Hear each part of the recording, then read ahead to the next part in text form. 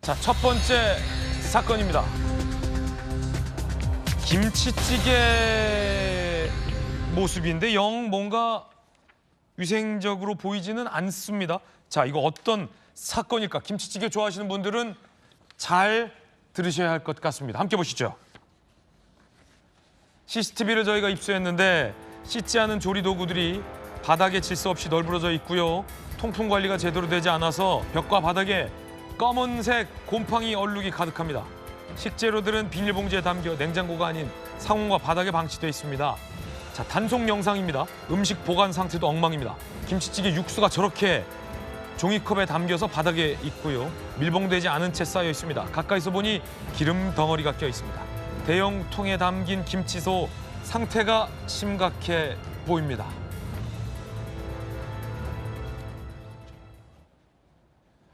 십 16.1톤의 김치찌개를 만들어서 서울과 전국 식당 등에 납품해 온 김치찌개 제조 시설의 단속 모습 보셨습니다. 비위생적으로 김치찌개가 만들어지고 있는 저곳은 과연 정체가 어딜까요?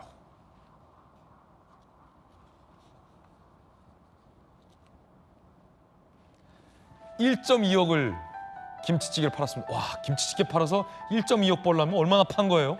엄청 판 거죠? 16톤을 팔았습니다. 김치찌개 제조사 대표 식품위생법 위반 혐의 검찰 송치됐어요. 지난해 3월에서 12월 미등록 작업장에서 즉석 조리식품 김치찌개를 제조했고요. 김치찌개 전문점 식당에도 납품을 한 걸로 알려지고 있습니다. 곰팡이 등 오염된 작업장에서 김치찌개를 만들었고요. 세척과 소독이 안 된 조리 도구를 사용했습니다. 그리고 김치찌개 육수를 아까 종이컵에 담아서 저렇게 바닥에 보관했는데 요즘처럼 더운 날에 저렇게 통풍도 안 되는 시설에서 곰팡이도 많은 시설에서 냉장 시설도 아닌 상온의 바닥에 김치찌개 육수를 저렇게 종이컵에 담아서 보관하는 것은 굉장히 비위생적입니다. 업체 관계자 얘기 한번 들어보시죠. 일단 이 시설의 온도가 내가 듣기로는 여기에서 아무것도 안 하고 지금 아버지가 사실 장기적으로 너무 어려움이 있어서 지금 여기에 대해서 영업 허가가 있으십니까? 영업 허가가 있어요? 영어 통화도 없고 영어도 하지도 않으시나 제가 예전에 이 먹거리 관련된 탐사 프로그램 했을 때 저렇게 단속 현장에 많이 갔는데 지금은 그 프로그램이 없어져서 이런 이 비위생적인 업체들이 다시 활기를 치나라는 생각이 좀 들기도 하는데 두 분 시장님 출신 나오셨잖아요. 지금 시장님들 표정이 상당히 어둡습니다. 권영진 의원님, 이거 만약에 지금 현직 시장입니다 하면은 이거 뭐 있을 수 있는 일입니까 이런 거? 저게 민생사벽경찰단이라고 각 지자체마다도 있어요. 예. 광역에는 있는데 저런 부분들 타고 또 원산지를 속이는 사례들 이런 부분들은 주기적으로 단속을 나가긴 하는데 진짜 저 먹는 거 가지고 저렇게 장난치는 놈들은 정말 용서하면 안 돼요. 그렇죠. 용서하면 안 돼요.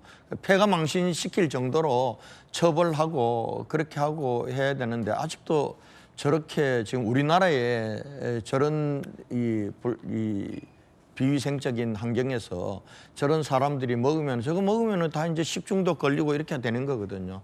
이런 게 있나 싶은 게 정말 저 관계 지자체뿐만 아니라 검경에서 철저하게 단속해서 저런 부분들은 다시는 우리 사회에 발붙이지 못하도록 이번 기회에 엄벌해야 된다 이렇게 생각합니다. 권영진 의원님 김치찌개 좋아하시죠? 좋아하죠. 엄청 좋아하잖아요. 좋아하죠. 저희는 뭐 김치찌개 없어서 못 먹는데 저렇게 이제 납품이 돼서 식당들도 속여왔던 것으로 전해지고 있어요. 그러니까 시장님 출신의 복경님께서 보시기에도 납품받는 식당들도 속았던 거예요.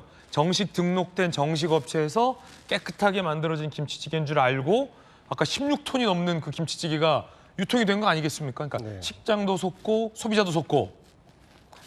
우리나라에서 저런 문제가 보도가 되는 게 굉장히 오랜만인 것 같아요. 그렇죠. 옛날에 그 쓰레기 만두라고 해서 사실 그때는 업체가 굉장히 억울한 내용이었었지 않습니까? 내용을 보니까 쭉 단무지를 자르고 꼬랑 꽁지 남은 거 요거를 이제 만두로 썼다라는 것을 이제 쓰레기 만두라 그래서 실제 굉장히 억울한 피해를 당했던 그런 사례였는데 이거는 우리가 봐도 말이 안 되는 일이잖아요. 어떻게 지금의 대한민국에서 저런 일이 생길 수가 있겠습니까?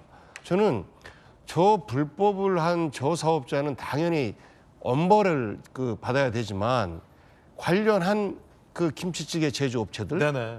다 피해를 보게 돼 있어요. 그리고 일반 요즘은 이제 식당들이 분식집이나 이런 데서도 김치찌개를 하는데 일종의 봉지, 일회용 봉지를 잘라서 데운 다음에 일찍 먹게끔 이렇게 유통이 되는 거거든요. 그런 것들이 이제 김치찌개 누가 시키겠습니까?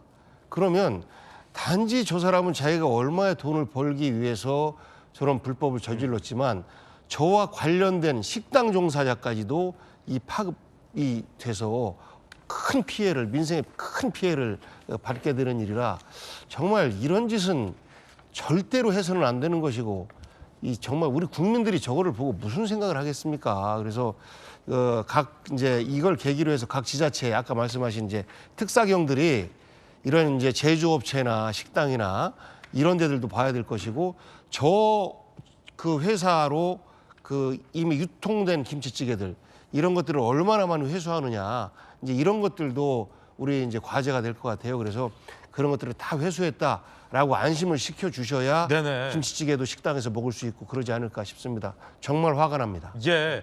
자, 식약처가 이 업체에서 납품받은 식당들의 김치찌개 판매하지 못하게 판매 금지 처분도 지금 내렸다라고 합니다. 김광선 변호사님, 뭐 검찰에 계셨습니다만 자, 강하게 좀 처벌이 될까요? 어떻게 보십니까? 전에 비해서요. 우리가 보통 식품위생법 위반이랄지 이제 원산지를 표시를 위반한 경우에는 상당히 처벌이 셉니다. 그래서 특히 약간 이제 인식이 많이 달라졌다. 전에 상당히 오래전은요. 원산지 표시를 위반하면 뭐 원산지만 다르지 그게 아니야? 이제 그런 생각을 많이 했어요. 이제 그러다 보니까 경찰도 마찬가지고 검찰도 마찬가지고 법원서도 사실 이제 벌금형 정도에 부과하는 뭐 전과가 많은 경우는 이제 구속가 그러는데 지금 그렇지 않습니다. 원산지 표시 위반만 해도 이게 상당히 그 양이 어느 정도에 따라서 거의 뭐 폐업을 할 정도의 처벌과 이제 영업 정지를 내리거든요. 근데 지금 저 업체 자체는 아예 등록도 하지 않은 업체예요. 그러니까 1억 넘게 팔았다는 거잖아요. 그렇죠. 16톤이면 어마어마한 거고.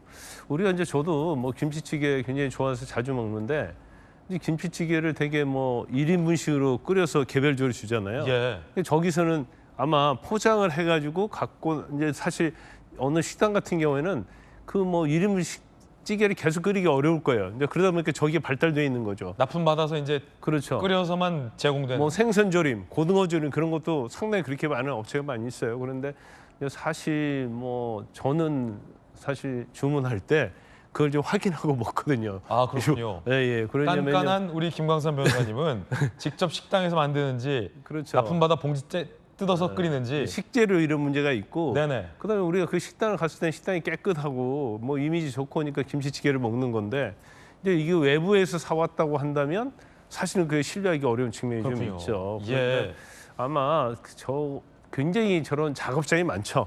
그래서 이걸 사실은 단속하기 굉장히 어려워요. 그래서 사각지대에 있는데 이번에 단속이 된 네. 거고 아마 저게 학습 효과가 있어서 좀 다른 곳에서 정말 주의하고 맛있는 김치찌개를 위생적인 곳에서 조리를 했으면 합니다. 사실은 많은 뭐 김치찌개 전문 식당들에서는 뭐 정성 들여서 장인 정신으로 보글보글 김치찌개를 끓이는 곳도 많은데 이 업체 사건 때문에 선량한 또 자영업자들의 피해로 이어지지 않을지도 우려가 됩니다. 뜨거운 소식 함께하고 있습니다. 두 번째 소식 만나보시죠.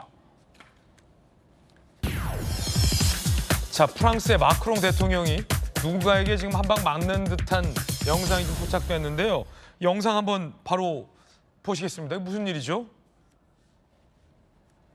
프랑스의 마크롱 대통령이 비행기 문가에 서 있습니다. 얼마 지나지 않아 손이 하나 이렇게 나타나더니 턱 쪽을 밀쳤고 한 발짝 뒤로 움찔합니다. 세게 쳤는데요.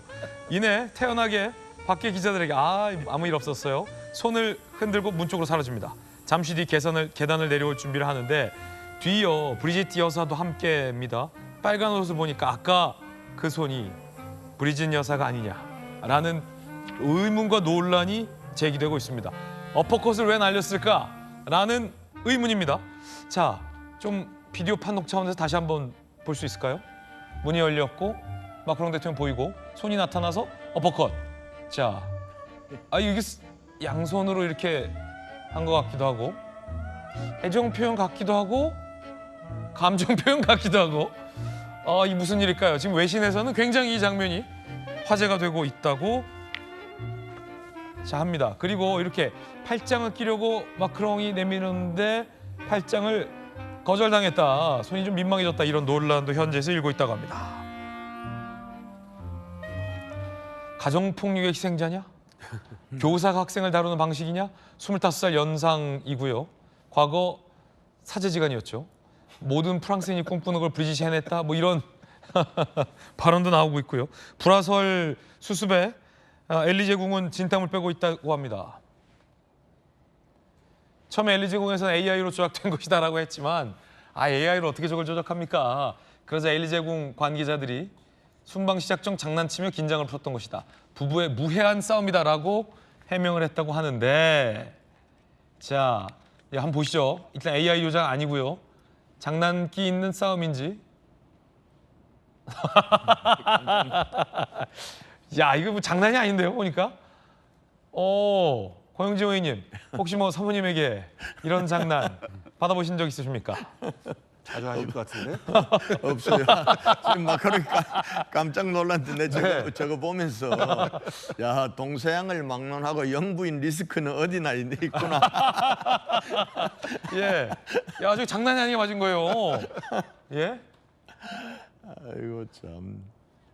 근데 저게 왜 무슨 일이 있었는지 모르겠어요. 지금 베트남에서 도착해서 순방지 동남아 순방 첫 기착지에서 저런 일이 일어났다는 거 아니에요. 네네. 또 저걸 저런 장면이 저런 게 있는데도 불구하고 저걸 또 비행기 문을 딱 여는 저기야 프랑스 의전도 아마 우리 같으면 저 정도까지 실수는 안 할 거예요. 네네. 안 할 텐데 그래서 저걸 보면서 야 이게 동서양을 막론하고 영부인들은 세구나 이런 생각을 해봅니다. 그리고 뭐 두 분 관계는 워낙 뭐 사제지간에다가 나이 차이도 많이 나고 하기 때문에 또 둘 관계 속에서 뭐 저런 부분들은 평소에도 흔히 있을 수 있는 대통령과 영부인이란 위치를 떠나서 부부간의 일이었는데 저게 이제 딱 걸렸다 저는 그렇게 봅니다. 네네네. 우리 권 평소에도 의원님 저런 일이 자주 있습니까? 평소에도 저러기 쉽지 않을 것 같은데 근데 엘리제궁 해명이 좀 웃겨요. 처음에 AI 조작이라고 했다가 그렇죠. 이게 수습이 안 됐던 것 같아요. 좀 예, 당황한 것 같기도 예. 하고 엘리제궁도. 예. 그러니까 어떤 일이 생겼을 때는 솔직하게 둘 사이에 좀 말다툼이 있었다. 뭐 이렇게 하면 다 이해하지요. 그런데 거짓으로 뭐 AI 합성이었다라고 하면서 피해 가려고 하고 뭐 무해한 싸움이었다라고 하는데 누가 네. 저것을 보고 무해한 싸움이라고 말하겠습니까? 지금 마크롱 대통령 본인 입장 나왔는데 아내와 장난쳤을 뿐이다. 부부싸움도 안 했다. 장난을 굉장히 좀 격하게 쳤다. 이렇게 뭐, 보이는군요. UFC로 부부싸움을 하는지 모르겠습니다만 어쨌든지 간에 솔직하게 대답하면 아니 뭐 부부지간에 그럴 수도 있지라고 할 텐데 거짓말을 하면 국민들은 불신하는 거예요. 그러니까 이거 같은 경우는 그 엘리제궁의 거짓 해명이 오히려 마크롱 대통령 부부를 더 민망하게 만든 거 아닌가 싶습니다. 네. 자, 화제가 되는 사건들 함께하고 있습니다. 세 번째 사건 만나보시죠. 주인공은 바로 우리의 캡틴 손흥민 선수입니다. 안 좋은 일도 있었고 일당들 구속되기도 했는데 이야 그래도 좋은 일이 있었어요. 손흥민이 주장으로서 팀의 우승컵을 들어 올렸고 재계약 소식도 가능성도 현지에서 나오고 있다는데 손흥민의 연봉도 오늘 보도되고 있습니다. 연봉이요 183억이라고 합니다. 주급이 3억 5천만 원이에요. 일주일 주급. 시급은 200만 원입니다. 최균 변호사님, 뭐 그래서는 안 되지만 그 손흥민에게 3억 뜯어간 일당들 있잖아요. 아니 그 거액을 뜯어가 했는데 3억이 손흥민에게 주급도 안 되는군요.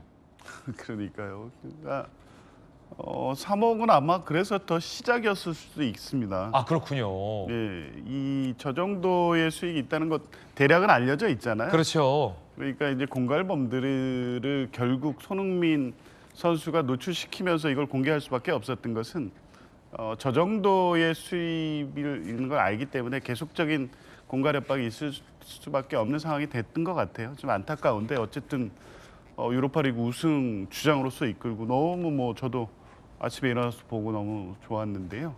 뭐 이런 여러 가지 논란을 좀 다 극복하고 일단 국가대표로 다시 합류해서 또 월드컵 예선 치러야 되니까 글쎄 부상이 좀 어떤지 모르겠습니다. 여러 가지로 참 부상도 좀 걱정이 되고. 예, 부상도 그렇고 네네.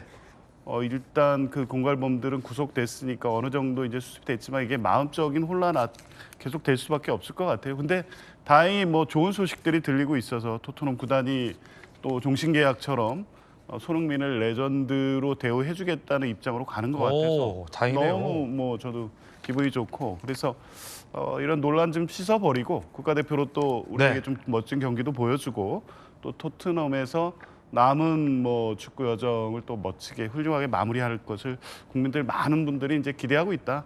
이런 마음을 손흥민 선수가 알고 좀 열심히 뭐 좋은 경기 보여줬으면 좋겠습니다. 홍명보 감독이 또 국가 대표로서 손흥민 선수에 대해서 언급을 했습니다. 들어보시죠.